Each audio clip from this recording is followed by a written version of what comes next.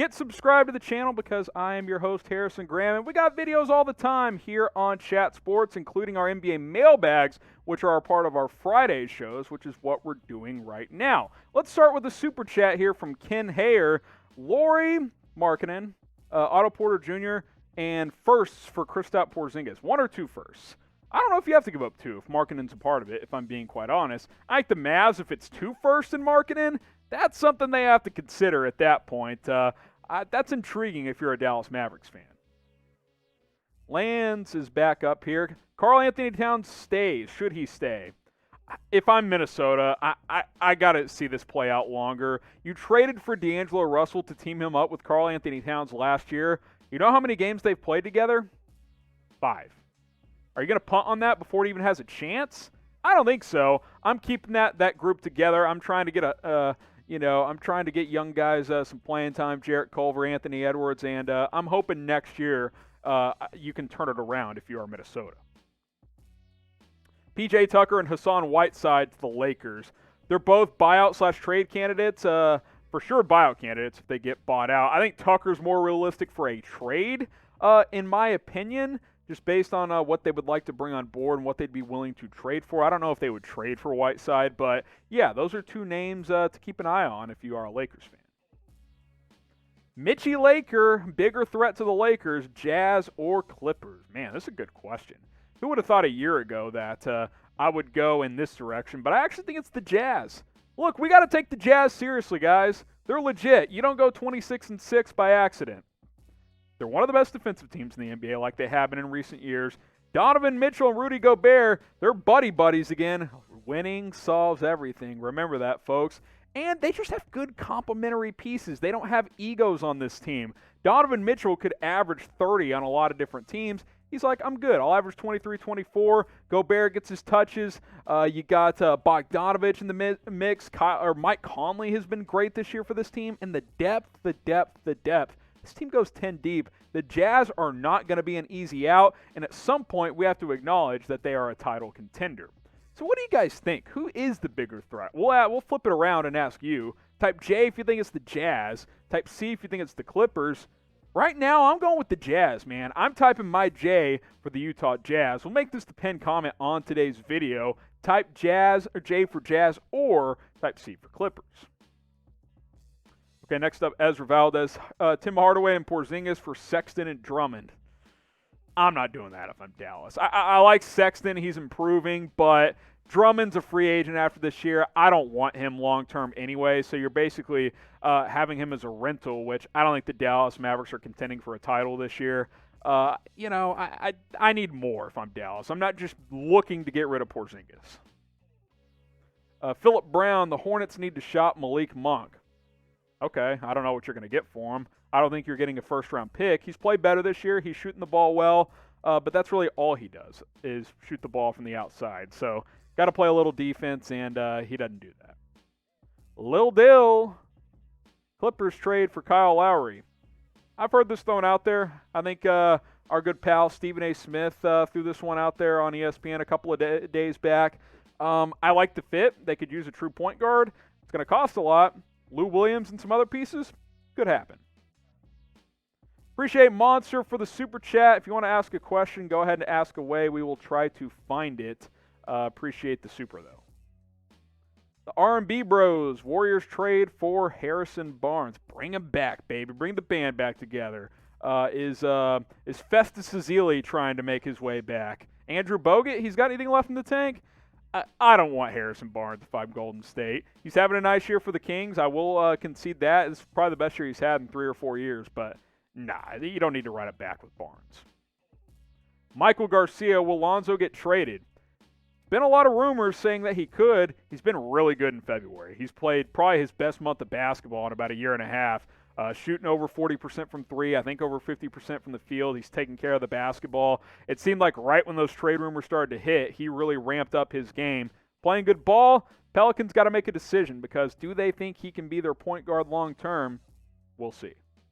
Shout out your favorite team in the comments section. I want to hear it from you guys on this one. I know we got a lot of Lakers fans, so let me know on this one. Shout out your favorite team. And the reason I ask is, We always want to know, hey, which teams are being represented in the comments? Which teams' fan bases are the loudest? Why? Because we're always looking to expand on our team YouTube channels. We have team-specific channels. We have a Lakers channel that is like 60 subs away from 32,000 subs. You can subscribe to that one, by the way, if you haven't, at youtube.com/LakersTV, so go check that out. But the point of all of this, Warriors, Mavs, Celtics, we'll kind of rotate those links down below, youtube.com/WarriorsTV for Golden State. We're always looking to expand. Mavericks channel, youtube.com/MavsTV. That one's closing in on 13,000. And then our Celtics channel, which it's one of our newer ones. It's been a lighter committed channel, but if we get more subs, we'll commit to it more and we can expand to more teams. I know we have a lot of 76ers fans.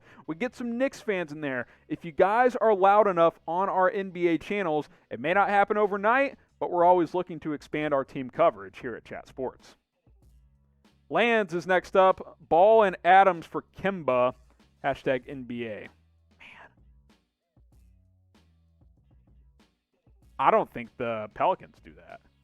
I don't think Kemba's worth that much, if I'm just being honest. The Celtics would try to trade Kemba, and they should, but a younger point guard and a decent big in Steven Adams, I don't think so. I don't think Kemba's getting you that much. Rocco Johnson. Could the Celtics be sellers at the deadline? We've really struggled recently. Celtics have been bad as of late. Let's just call a spade a spade. The Celtics have to play better, and they may need to change some things up to do that. Boston is 5-9 in the month of February. That's bad. A year ago, this team went to the Eastern Conference Finals. They started hot, had some tough breaks. Jason Tatum missed 2.5 weeks with COVID-19. He'd had some guys in and out. Some role players were in the health and safety protocols. But everybody's been back for the most part for a couple of weeks, and this team has really struggled. Now, they miss Marcus Smart, especially defensively. He's been banged up, but Boston's 2 games below 500 as we film this. So they've got to change something and change something in a hurry if they're going to be contenders in the East this year, because you think about right now, if they played the Brooklyn Nets in a 7-gamer, they might win 1 game. That's how those two teams are playing right now. So Celtics got to make some decisions on what they want to do at the NBA trade deadline. And which is why I will ask you this question. What should the Celtics be at the trade deadline? Should they be buyers? Should they be sellers? Type B if you think they should be buyers. Type S if you think they should be sellers. This is not an obvious question, which is weird to say even as recently as a week ago, but you could argue that they should be sellers and punt on this year. I wouldn't do that, but there's worse ideas.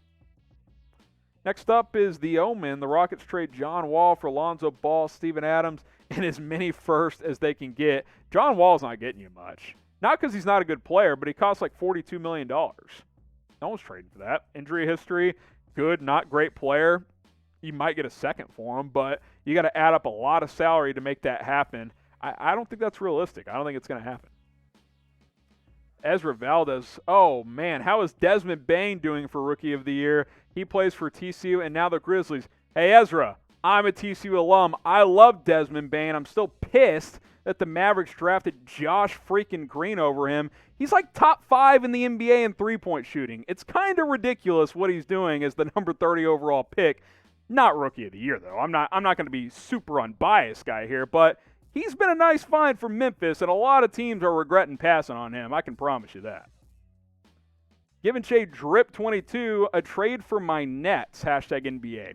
Think buyout market. Now, there has been some chatter that maybe they can move Spencer Dinwiddie, who probably isn't going to play this year, partially torn ACL. There's been some buzz. Maybe he returns for the playoffs. I don't think that's super likely, but okay, you ship him out. What are you really getting for him? He's hurt right now. So I think buyout market is more appropriate. Maybe a PJ Tucker trade. Maybe that could happen. That could be a Dinwiddie for Tucker swap. Rockets get a younger piece. Nets get a win-now player. Maybe that's the type of trade that the Nets could pull off. Super chat from Monster. Appreciate you. Pistons and Thunder trade. Al Horford and Darius Miller for Blake Griffin, Mason Plumlee, and a second-round pick. Don't really care about the second there. You get Blake Griffin back in Oklahoma, I guess, is kind of the selling point there. Maybe that works. I actually think the money's pretty close there. I don't know who it's really benefiting. They're both bad teams right now. So, sure, for getting Griffin to Oklahoma, why not? Lysandro Cuevas, what would be a good trade package for Lowry? I would say either 2 firsts or a first and a good young player. I think that's what you're looking at. Not like an elite guy, not like a, even like a Lonzo Ball, but a guy who can be a rotation piece, right? Like a first-round pick, a guy who can give you 20 minutes off the bench and maybe shoot the ball a little bit. I think something in that range since he is a free agent after this year. Armando, could the Warriors trade for Dwight Howard and Danny Green or maybe get a big man from the Cavaliers? Kevin Lover, Andre Drummond is who you're referring to there. JaVale McGee is with the Cavs as well, but he's not playing. Dwight and Danny Green, Danny Green costs, his salary's too high. I'm not interested in him. Dwight Howard's been nice for Philadelphia. Good. He finally understands what his role is at this point in his career. Backup center, energy guy. He's averaging like 8 rebounds a game in like 15 minutes. He's been productive. Another Warriors question here. Will my Warriors keep Kelly Oubre? If they can flip him to get a better player, they'll certainly consider that. I would say as of now, it's likely that they do. He's been up and down. He's played better as of late.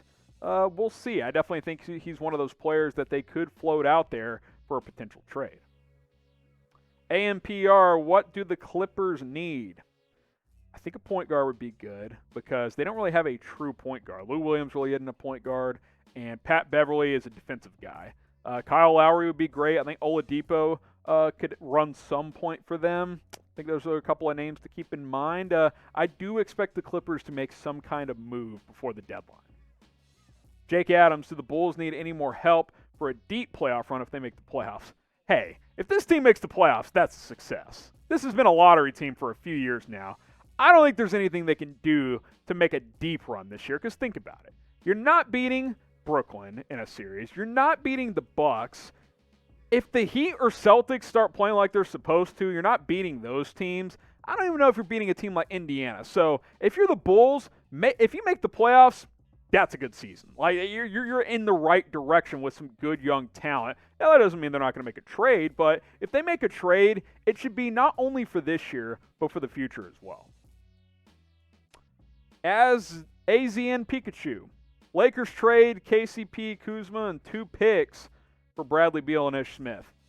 They don't have 2 first-round picks to trade, I don't think, and if they do, they're way down the road. You're not getting Bradley Beal to LA. It's just not going to happen. Off-season trade, different story. Middle of the year, that's very unlikely. The Wizards can get much more for Bradley Beal. We'll get to the next question in just a second. Here we go. Wamik Ali, Lowry to the Mavs for first and Finney Smith. Next first you can trade is 2025. Is Toronto taking that? I don't think that's enough. I think probably you'd have to throw Jalen Brunson into that trade, and do you want to do that if you're Dallas? You only do that if you think you can win this year. I've seen enough Mavericks ball this year where I still think they're going to make the playoffs. Don't think they're going to contend, though, unless Kristaps Porzingis gets healthy and is healthy come playoff time. Tony 2 times, nice name there. Who could help Tatum and Brown in Boston? You need Smart healthy, and you need someone who can score down low. Don't have that right now. Daniel Tice, nice energy player. Same with Thompson. Those are bench guys. I would love Nikola Vucevic in Boston.